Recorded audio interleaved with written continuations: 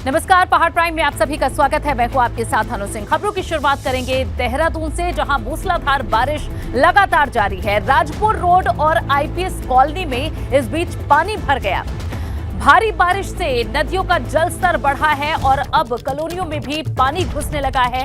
देहरादून में लगातार मूसलाधार बारिश हो रही है। इससे राजपुर रोड और आईपीएस कॉलोनी में किस तरह से पानी भर गया, ये इन दो तस्वीरों में आप देख सकते हैं। भारी बारिश के चलते नदियों का जलस्तर भी बढ़ा है, जहां मौसम विभाग की तरफ से लगातार बारिश की चेतावनी दी गई है और देहरादून में इसका असर किस तरह से दिख रहा है, ये आप इन तस्वीरों से अंदाजा लगा सकते हैं। देहरादून में मूसलाधार बारिश हो रही है। इस बीच राजपुर रोड और आईपीएस कॉलोनी में पानी भर गया। इससे लोगों को आवाजाही में दिक्कत हो रही है। वहीं नदियों का जलस्तर भी लगातार बढ़ता जा रहा है। भारी बारिश के बीच इन कॉलोनियों में रहने वाले लोगों को आवाजाही में दिक्कत हो रही है। आईपीएस कॉलोनी में पानी भर गया है।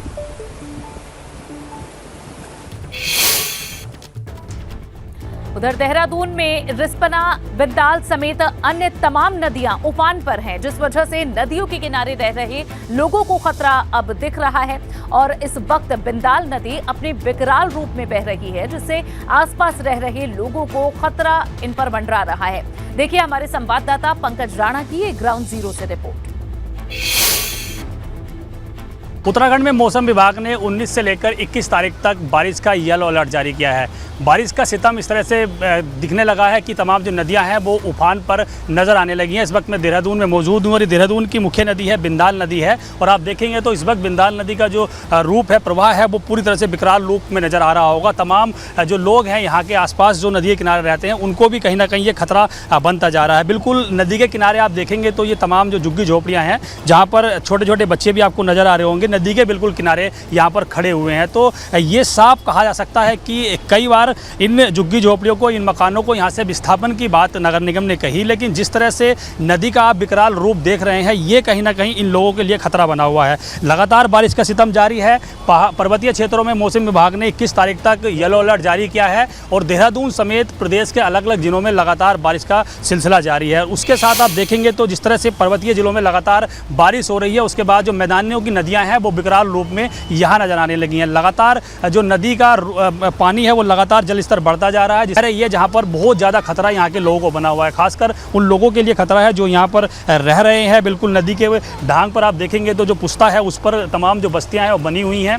इन लोगों को सबसे ज़्यादा यहाँ खतरा बना हुआ है और नदी का जो विकराल रूप है वो नज़र आ रहा होगा। किस तरह से लगातार जो नदी का जलस्तर है वो बढ़ता जा रहा है, इन लोगों के लिए ये खतरा बना हुआ है। तो साफ तौर पर कहा जा सकता है कि कई बार इन बस्तियों को, इन लोगों को यहाँ से विस्थापन के लिए कई बार बाधे हुए, कई बार दावे हुए। नगर निगम ने भी कहा कि जो बिंदाल और रिस्पना नदी के किनारे तमाम लोग रह रहे हैं, खासकर जब बरसात का सीजन आता है तो इन लोगों को काफ़ी दिक्कतों का सामना करना पड़ता है। इन लोगों का यहाँ से विस्थापन किया जाएगा। लेकिन नदी का पानी का जलस्तर आप देख रहे हैं किस तरह से लगातार बढ़ रहा है, लगातार यहाँ खतरा बन रहा है। उसके बावजूद भी नगर निगम हो या फिर यहाँ के नुमाइंदे हों, वो यहाँ नहीं आते हैं और इन लोगों का यहाँ से विस्थापन नहीं करते हैं, जिससे इनके जान माल पर खतरा लगातार बना हुआ है।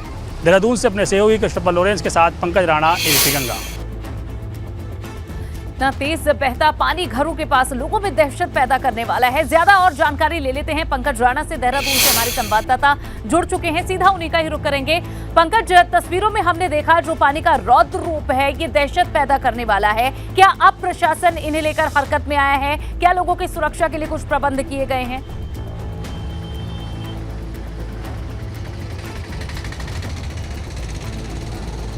देखिए, हर साल जब मानसून सीजन शुरू होता है उस दौरान लगातार वादे किए जाते हैं कि लोगों का विस्थापन किया जाएगा, लेकिन कुछ भी नहीं हो पाता है बरसात के सीजन में। और इस वक्त मैं देहरादून की एक दूसरी नदी के किनारे आ गया हूँ। ये टोस नदी है और टोस नदी का मैं आपको जलस्तर देखिए दिखाता हूँ कितना विकराल रूप में इस वक्त टोस नदी बह रही है। ये प्रेमनगर का क्षेत्र है और प्रेमनगर के क्षेत्र में यहीं पर ये टोस नदी का जिस तरह से आप विकराल रूप देख रहे हैं, ये तमाम उन लोगों के लिए खतरा है जो इस नदी के किनारे रह रहे हैं। यही नहीं कि इस नदी के किनारे तमाम सरकारी दफ्तर भी बने हुए हैं। मेरे ठीक सामने आप देखेंगे तो कृषि भवन, ये सरकारी दफ्तर है, बिल्कुल नदी के मुहाने पर बना हुआ है, नदी के किनारे बने हुए। ऐसी तमाम कॉलोनियाँ इस टोस नदी के किनारे बनी हुई है। जो नदी का जल स्तर आप देख रहे हैं, दर्शक तमाम देख रहे हैं, बीबी गंगा पे एक्सक्लूसिव तस्वीरें, ये साफ इशारे कर रही हैं कि इस तरह से अगर नदी का जल स्तर बढ़ा तो यहाँ इस नदी के किनारे जो तमाम लोग रह रहे हैं उनको बहुत बड़ा खतरा इससे हो सकता है। और पुल पर भी आप देखेंगे तो तमाम जो लोग हैं ये यहाँ पर आकर खड़े हो गए हैं और ये देख रहे हैं कि लगातार जो जल स्तर बढ़ रहा है उसकी वीडियोग्राफी कर रहे हैं, वीडियो बना रहे हैं। तो ये इशारे, तमाम ये बातें इस ओर इशारे कर रही हैं कि पुख्ता इंतजाम सरकार हो या जिला प्रशासन हो या फिर आपदा प्रबंधन विभाग हो, उनके पुख्ता इंतजाम नहीं होते। नदी के किनारे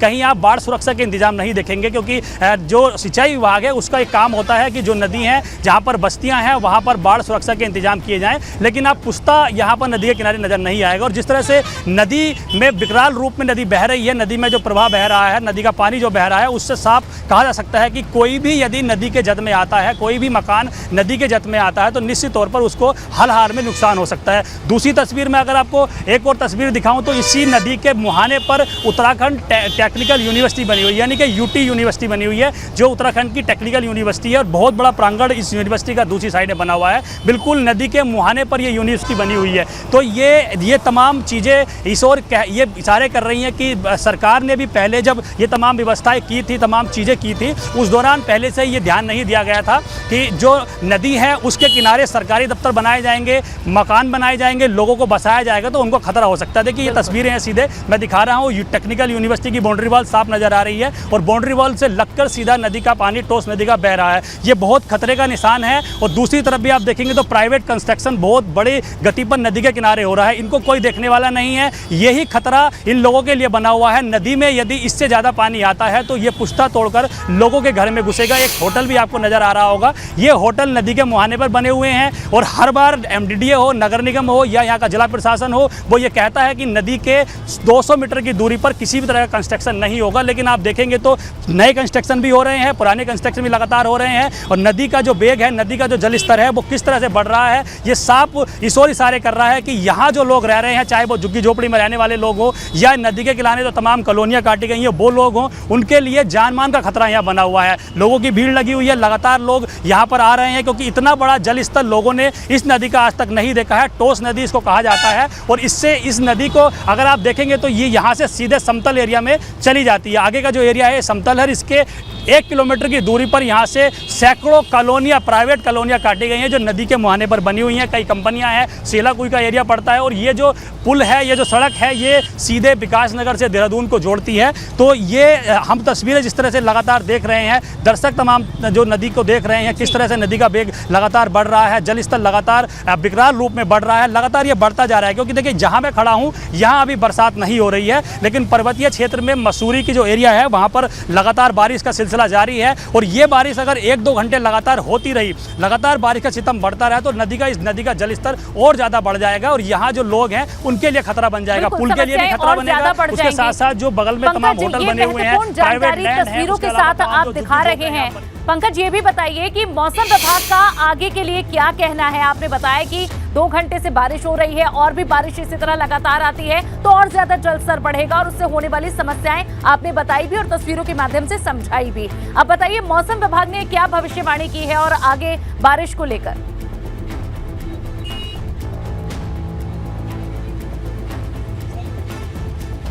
देखिए मौसम विभाग का साफ कहना है कि 21 तारीख तक प्रदेश में बारिश का येलो अलर्ट जारी रहेगा और कल ही मौसम विभाग ने एक एडवाइजरी पूरे प्रदेश में आपदा प्रबंधन विभाग और जिलों को जारी कर दी थी कि आज से 21 अगस्त तक लगातार जो प्रदेश में है बारिश का येलो अलर्ट जारी है और पर्वतीय क्षेत्रों में बारिश का सिलसिला जारी रहेगा। उसके हिसाब से देखा जाए तो क्योंकि सुबह जो मौसम का मिजाज था वो थोड़ा शुष्क बना हुआ था, बारिश नहीं हो रही थी, लेकिन जैसे ही दिन ढल रहा है वैसे ही जैसे रात होती जा रही है उसके बाद जो पर्वतीय क्षेत्रों में है वो मौसम का मिजाज बदलता जा रहा है, लगातार बारिश हो रही है और बारिश का जो सितम है, बारिश का जो लगातार पर्वतीय क्षेत्रों में बारिश हुई है वो इस रूप में मैदानी क्षेत्रों में नजर आ रही है, जो नदी के रूप में विकराल रूप में यहाँ पर दिख रही है। तो ये विकराल रूप की नदी का ये नज़ारा, ये तस्वीरें साफ इशारे कर रही हैं कि पहले से ही पुख्ता इंतजाम होते तो लोगों को तमाम दिक्कतों का सामना यहाँ नहीं करना पड़ सकता था। जी ठीक, पंकज बहुत बहुत शुक्रिया इस विस्तार से जानकारी देने के लिए, तस्वीरें हमारे दर्शकों तक पहुँचाने के लिए। बढ़ेंगे आगे। मसूरी में भी शुरू हुई बारिश। मसूरी देहरादून मार्ग पर इस दौरान भूस्खलन की जानकारी मिल रही है जिससे मार्ग बंद हो गया है। यहाँ गलोगी पावर हाउस के पास भूस्खलन हुआ है, ये बड़ी खबर मिल रही है। मसूरी में भी बारिश शुरू हुई है, जिससे मसूरी देहरादून मार्ग भूस्खलन से बंद हो गया है। गलोगी पावर हाउस के पास भूस्खलन हुआ है, जिससे ये रास्ता बंद हो गया है। ऐसे में जो राहगीर यहां से गुजर रहे थे, उनके लिए मुसीबत खड़ी हुई है। लोगों को वहीं रुकना पड़ा है। काफी इंतजार यहां से गुजरने वाले लोगों को करना पड़ेगा। मसूरी देहरादून मार्ग भूस्खलन के चलते बंद हो गया है। गलोगी पावर हाउस के पास ये भूस्खलन हुआ है, जिससे सड़क बाधित हुई है और यहां से आवाजाही करने वाले लोगों को इससे समस्या होगी। बता दें कि मसूरी में भी लगातार बारिश हो रही है और ये बारिश शुरू होने से मसूरी देहरादून मार्ग भूस्खलन से बंद हो गया है। फिलहाल प्रशासन यहां मार्ग को खोलने में जुट गया है। गलोगी पावर हाउस के पास ये भूस्खलन हुआ।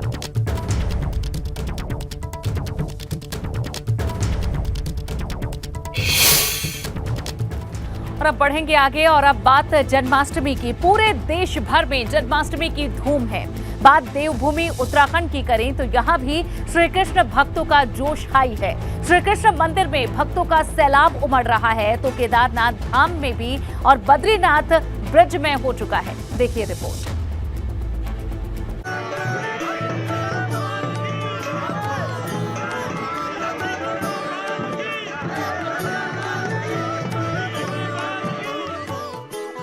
देवभूमि उत्तराखंड में जन्माष्टमी की धूम।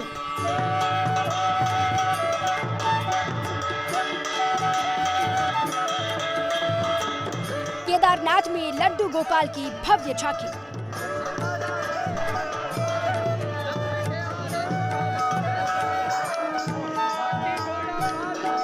बद्रीनाथ धाम में नंदोत्सव पर झूमे भक्त।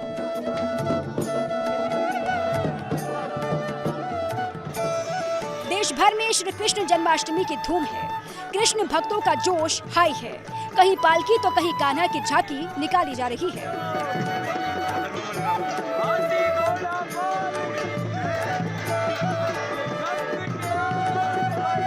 कृष्ण भक्ति में लीन भक्तों की ये तस्वीरें बाबा केदारनाथ धाम की हैं, जहां बद्री केदार मंदिर समिति की ओर से लड्डू गोपाल की भव्य झांकी निकाली गई और इस तरह केदार नगरी श्री कृष्ण के जयकारों से गूंज उठी।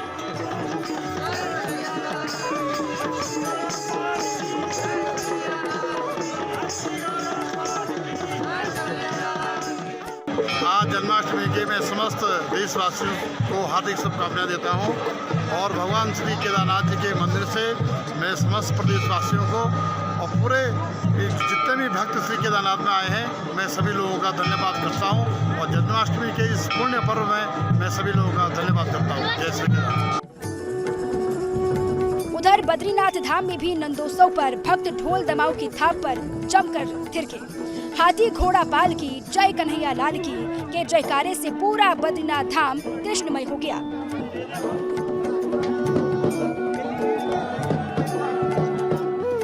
इससे पहले बद्रीनाथ धाम में कृष्ण जन्मोत्सव मनाया गया, जहां पूरा बद्रीनाथ मंदिर घंटे घड़ियाल और भक्तों के जयकारों से गूंज उठा। लोग खुशी से नाच उठे, मानो कृष्ण भक्ति में गोपियां नाच रही हूँ। क्या बुजुर्ग क्या बच्चे सभी जमकर झूमे और ऐसा लग रहा था कि मानो पूरा बद्रीनाथ ब्रजमय हो गया हो।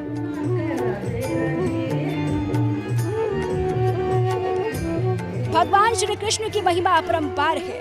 बांके बिहारी की लीला दिव्य है, भव्य है, अद्भुत है, क्योंकि यही विधाता है, यही पालनहार हैं और आज इन्हीं जगत के पालनहार का जन्मोत्सव मनाया जा रहा है। Bureau report, ABP Ganga.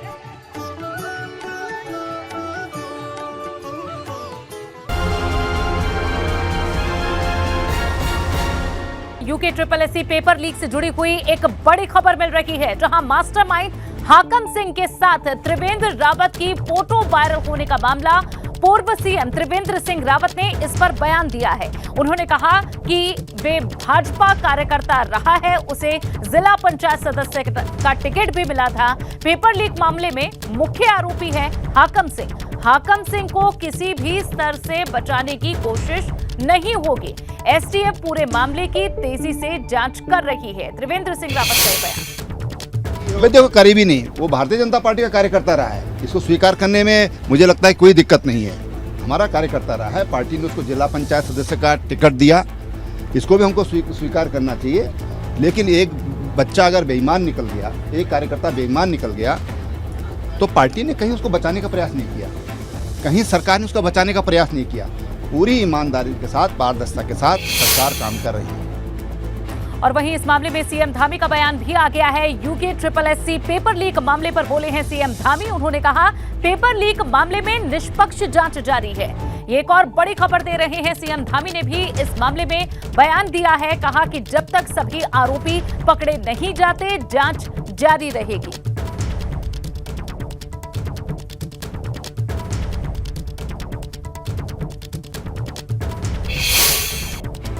कि उसमें निष्पक्ष जो भी जांच है वो जारी रहेगी। जब तक अंतिम व्यक्ति नहीं पकड़ा जाएगा जो इसमें शामिल होगा, तब तक ये जांच चलती रहेगी। दिल्ली में उत्तराखंड भाजपा कार्यकारिणी की गठन को लेकर बैठक हुई, जहां तकरीबन 2 घंटे तक इस बैठक में प्रदेश कार्यकारिणी के गठन में कौन कौन होगा इस पर चर्चा हुई। साथ ही प्रदेश संगठन में महामंत्री के 5 पद, उपाध्यक्ष के 8 पदों को लेकर भी चर्चा की गई। हालांकि जेपी नड्डा की सहमति के बाद नामों का ऐलान होगा। बैठक में राष्ट्रीय संगठन महामंत्री BL संतोष, प्रदेश अध्यक्ष महेंद्र भट्ट, प्रदेश संगठन महामंत्री अजय कुमार शामिल रहे। दिल्ली में उत्तराखंड भाजपा की ये बैठक हुई और ये दिग्गज इस बैठक में पहुंचे।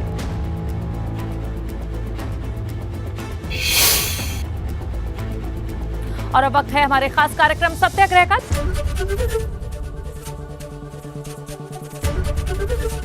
ABP गंगा, खबर आपकी, जुबान आपकी।